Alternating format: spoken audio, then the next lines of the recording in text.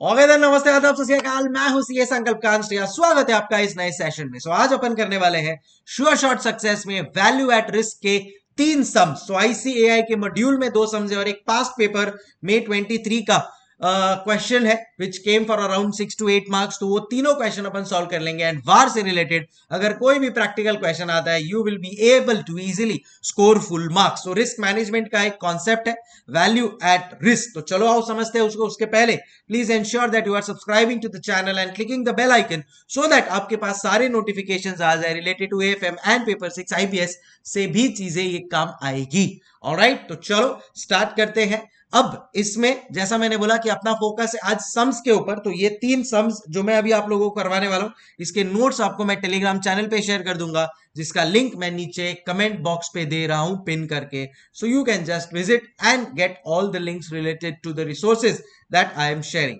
अच्छा, वार क्या होता है? तो it is value at risk. So यानी अगर से फॉर एग्जांपल मैं स्टॉक मार्केट में पैसा इन्वेस्ट करता हूं, देन इन दैट केस कितना मैं लूज आउट कर सकता हूं वो भी मुझे पता होना चाहिए। तो मेरा कितना वैल्यू एट रिस्क है। सपोज मैं 10 करोड़ इन्वेस्ट कर रहा हूं, तो आप बोलोगे सर पूरा का पूरा एट रिस्क है। ऐसा नहीं है। स्टैटिस्टिकली प्रोबेबिलिटी को इंक्लूड करके मेरे को देखना पड़ेगा based on standard deviation and risk that कितना मैं लूज आउट कर सकता हूं। It could be 1 crore, 2 crore, whatever. So वो calculation is what value at risk gives. A lot of jobbing traders use this concept. अब बहुत डिटेल में नहीं जा सकता, मेरा फोकस है कि मैं आप लोगों को ये 3 सम करा दूं। तो उसके लिए मेरे को ये फॉर्मूला की जरूरत पड़ेगी which is amount invested into standard deviation. तो standard deviation takes part of the risk. Z score takes part of the probability factor and into root number of days, कि भाई कितने डेज के लिए अपन ये बार कैलकुलेट कर रहे हैं। So amount invested into the risk factor standard deviation into the probability factor, कि क्या प्रोबेबिलिटी है। तो एट 99%, 95% क्वेश्चन आपको देगा। So that basically is your Z score into कितने डेज के लिए अपन लोग ये कैलकुलेट करें। So root of number of days, ये फॉर्मूला को यूज करके अपन वार के कॉन्सेप्ट को यूज कर सकते हैं and we can get the final value at risk कितना होने वाला है। अगर एग्जाम में आता है तो around can come for 5 to 6 marks. Specially can be a good question for your MCQs. तो ध्यान देना। Suppose you hold worth rupees 2 crore shares whose market price standard deviation is 2% per day. Assuming 252 days trading in a year, determine the maximum loss level over the period of 1 trading day and 10 trading days with 99% confidence level. अच्छा, आप लोगों को एक बात बता दूं, at 99% confidence level Z score is 2.33। ये आपको एग्जाम में दिया होगा, डोंट वरी। तो ये तो एकदम simple and plain first question है। तो आपको देखना है कि अमाउंट इन्वेस्टेड कितना है। तो आपके केस में अमाउंट इन्वेस्टेड है 2 करोड़। ओके, एंड मेरा रिस्क कितना है इस 2 करोड़ के ऊपर। So standard deviation is 2%। So I will multiply by 2% into ये होने का चांसेस कितना है 2.33 टाइम्स चांसेस है दैट ऐसा हो जाए। एंड ये एक है √1 and the other will be 2 crore into 2% into 2.33, the other will be √10। तो देखो फर्स्ट केस में 2 इंटू 2% इंटू 2.33, सो 0.0932। अभी ये इन करोड़ में है तो ऑब्वियसली अपन लोग इसको इंटू में अगर 1 करोड़ करता हूं सो ये आ जाता है 9,32,000। जी हाँ, सो फर्स्ट का आंसर है मेरा 9,32,000 का वैल्यू एट रिस्क है अगर मैं 2 करोड़ इन्वेस्ट करता हूं एंड एवरी डे का 9,32,000 का लॉस हो सकता है। Other is 2 crore into 2% into 2.33 into root of 10। So actually 10 का रूट पहले ही ले लेना चाहिए। इंटू 2.33 कर रहे हैं अपन into 2 crore into 2%, and the answer is yes 29.47. So just a confirmation, 2.33 into 2 into 2%, yes it is 29,47,242।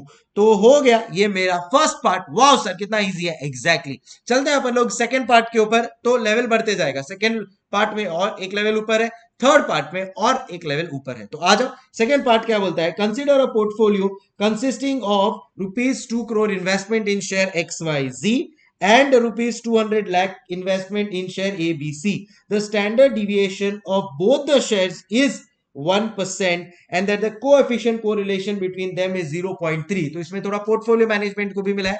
You are required to determine the 10-day 99% value at risk for the portfolio. अब ध्यान से सुनना, यहां पे question में देखो क्या लिखा है, value at risk for the portfolio. तो पोर्टफोलियो के लिए वैल्यू एट रिस्क अपने को निकालना है.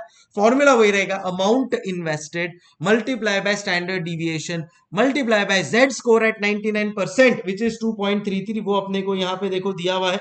सो ये अपने को पता है, इनटू 10 डेज के लिए है तो रूट ऑफ 10. अच्छा, टोटल अमाउंट मेरा इन्वेस्टेड कितना है? सो पोर्टफोलियो में दो शेयर्स है consisting of rupees 200 lakh investment in XYZ and 200 lakh in ABC. So can I say the investment is approximately 4 lakh rupees. अब आप बोलेंगे सर यहां पे देखो वो लोग ने स्टैंडर्ड डिविएशन तो दिया है ना, तो स्टैंडर्ड डिविएशन अलग अलग शेयर्स का दिया है, अपने को स्टैंडर्ड डिविएशन चाहिए पोर्टफोलियो का. This is the catch of the question. बाकी अगर तुम लोग देखोगे तो पोर्टफोलियो का total amount invested 4 crore, 10 days 2.33 का मेरा प्रोबेबिलिटी स्कोर है. सो बचा क्या? करेक्ट, बचता है मेरा खाली एक चीज and that is calculation of standard deviation. So यहाँ पे अपन लोग स्टैंडर्ड डिविएशन कैलकुलेट कर पाएंगे, definitely we will do it.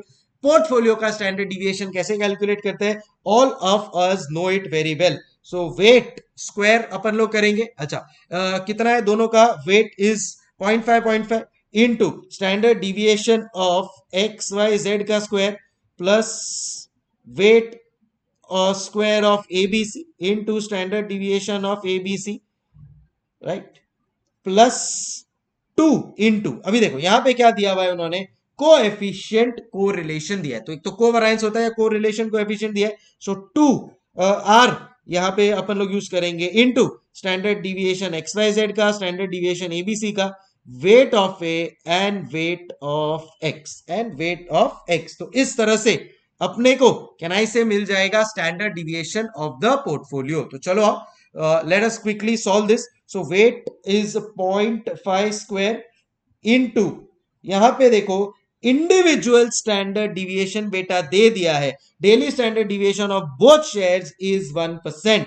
Daily standard deviation of both shares is 1%. सो इधर मैं कर दूंगा 1 स्क्वायर, ये एक हो गया, plus 0.5 square into 1 square again, plus 2 into, okay, अब मेरे को कोरिलेशन कोएफिशिएंट दे दिया and that is 0.3 into 0.5 into 0.5 into 1 into 1.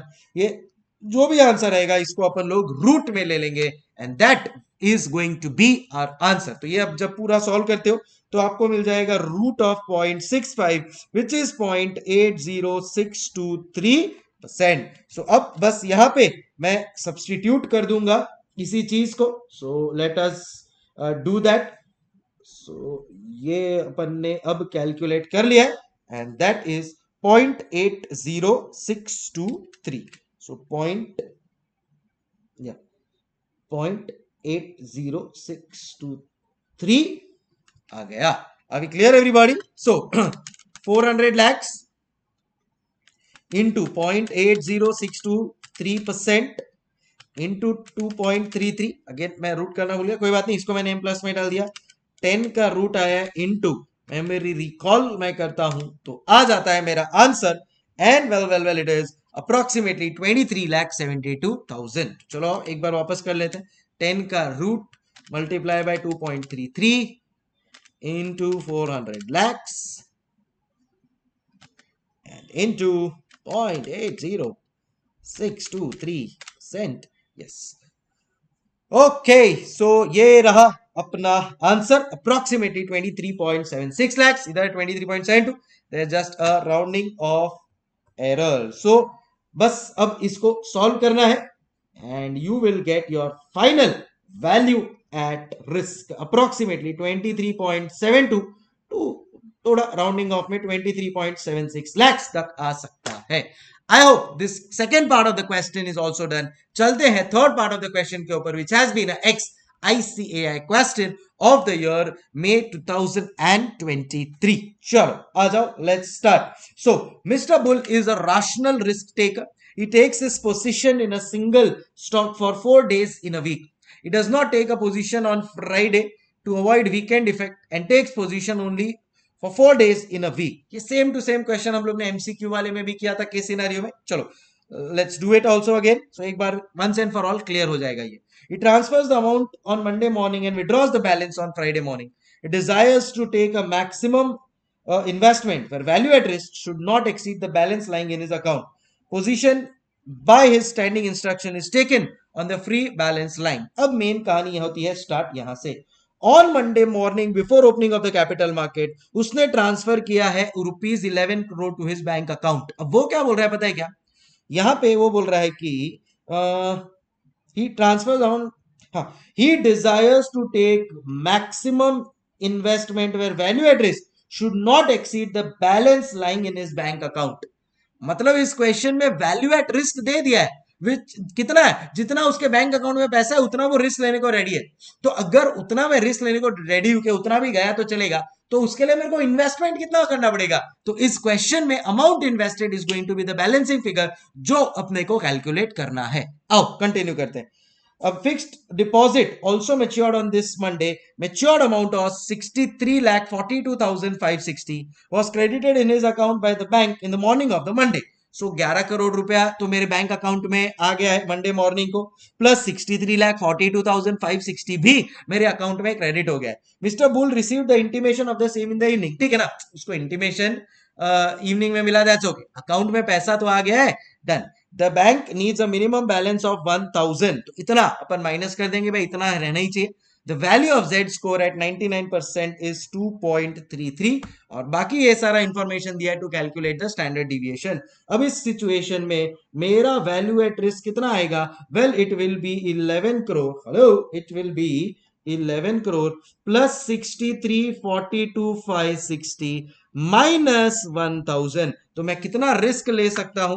तो मैं रिस्क ले सकता हूं 11 crore plus 63,42,560 minus 1000. So I can take a risk to the tune of rupees 11 crore 63 lakh 41,560. So ये इतना मैं बेसिकली एक रिस्क ले लूंगा. बट इसके लिए मैं इन्वेस्टमेंट कितना कर सकता हूं? तो ये मैं कैसे कैलकुलेट करूंगा? I will say that this amount is equal to amount invested which will be my balancing figure multiply by, ठीक है, स्टैंडर्ड डिविएशन. वो भी अपने को कैलकुलेट करना पड़ेगा. तो say for example the information in respect to stock X. देखो मेरे पास दो स्टॉक है, एक स्टॉक एक्स है, एक स्टॉक वाई है. पहले स्टॉक एक्स के हिसाब से मैं फाइंड करता हूं, तो उसका मेरे को यहाँ पे स्टैंडर्ड डिविएशन फाइंड आउट करना पड़ेगा. How do I calculate the standard deviation here? So standard deviation of x will be root of probability x minus x bar the whole square. Am I right everybody? So यहाँ पे अपन लोग फटाफट x bar calculate कर लेंगे. So what is going to be my x bar? तो 6 into 0.1 plus 7 into 0.25, 8 into 0.3, 9 into 0.25 and 10 into 0.1 करके. तो 6 into 0.1 then comes 7 into 0.25 and plus 8 into 0.3 and then 9 into 0.25 and then 10 into 0.1 and ये सब मिला के बनता है 8. ये सब मिला के बनता है 8. ठीक है, अब x minus x bar square करना है अपने को. so ये यहां पे आएगा. सो x minus x bar square minus x bar square minus x bar square. तो चलो ये तो जीरो हो गया. Minus x bar square minus x bar square. तो 6 माइनस 8 माइनस 2 का स्क्वायर 4 इंटू 0.1, ये हो जाता है मेरा 0.4. इन द सेम वे इधर 1 का तो इधर 0.25, फिर 0, then again 0.25 and then again I think 0.4. जब आप इसको ऐड करते हो तो 0.4 प्लस 0.25 प्लस 0.25 प्लस 0.4 इज 1.3. इसका मैं रूट निकालता हूं तो आ जाएगा मेरा standard deviation 1.1402. Okay, multiply by standard deviation है मेरा प्रोबेबिलिटी z स्कोर है 2.33 एंड लास्ट ये नंबर ऑफ डेज में जो इसके लिए कर रहा हूं इज रूट ऑफ 4 बिकॉज यहां पे इन्होंने बोला है that all of this is going to be for 4 days in a week. बस अब इसको सॉल्व कर लो and you will get the answer. So 1.1402 into 2.33 into 2, ये इधर आएगा तो obviously it will be divided. So yeah, so एक सेकेंड, अमाउंट इन्वेस्टेड, सो ये परसेंट में है, so we have to do that also. Okay, so 1.140 2.33 into 2 into 1.1402%, तो 0.053. ये देखो, ये इतना पार्ट है ना, इतना पार्ट ये हो जाता है मेरा गाइस, ये हो जाता है मेरा 0.05313. ओके, बस अब ये यहां पे आएगा तो it will be divided. So 11634150 divide by 0.05313, and the answer is approximately 219 crores. ये देखिए, ये रहा मेरा answer, approximately 219 crores. Got it everybody? ये देखो, ये मेरा नंबर ऑफ डेज, तो रूट ऑफ 4 आ गया, ये इधर 2.33, right. Amount balance 116341560116341560.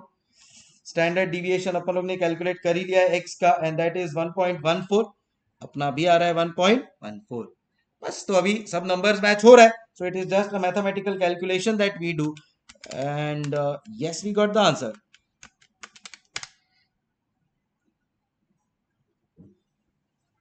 Yes, so that's it.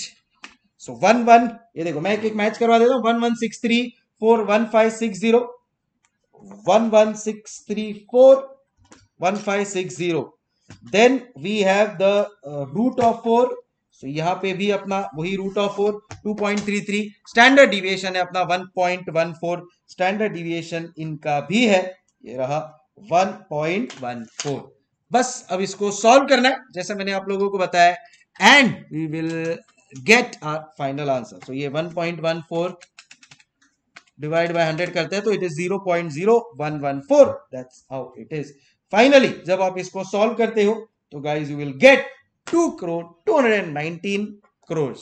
Number ही देख के सर चकरा रहा है. एनीवेज, इसी के साथ होते हैं मेरे वैल्यू एट रिस्क के सारे क्वेश्चन एंड आंसर्स कंप्लीट. अब एग्जाम टाइम तक इसको 2-3 बार वीडियो को देख लो, कभी आप लोगों को वैल्यू एट रिस्क के सम्स में कोई प्रॉब्लम नहीं रहेगा, and I'm sure you will be able to score maximum marks in this. जैसा मैंने बोला, to like the video, and ये फॉर्मूला मैं आप लोगों के साथ, ये नोट्स आप लोगों के साथ मैं शेयर कर दूंगा टेलीग्राम चैनल पे. कैसा लगा आपको सेशन बताइएगा एंड कमेंट में बता दीजिएगा. नेक्स्ट आपको क्या चाहिए, will definitely come out with the video that you are looking for. VaR basically risk of investment, क्या वर्स्ट केस सिनेरियो हो सकता है, क्या मैक्सिमम लॉस हो सकता है. एंड याद रखना, इसमें अपने कंपोनेंट्स क्या क्या थे, time period, root of number of days, confidence level 95-99%, कितना लॉस जा रहा है, स्टैटिस्टिकल मेथड है, अपन लोग ने प्रोबेबिलिटी लिया, स्टैंडर्ड डिविएशन लिया, तो फॉर्मूला से आंसर भी अपना इधर डिराइव होते जा रहा है. Okay, time for me to say हasta la vista, keep smiling. Thank you so much guys. In case कभी आपको लेक्चर्स चाहिए, so you can refer my master class for AFM, that will really be beneficial, and telegram channel join कर लेना. MCQs बहुत अच्छे level वाले हम लोग वहां पे सॉल्व करते हैं, and it's great fun. Keep smiling. Thank you so much. Take care. Bye bye. Hasta la vista.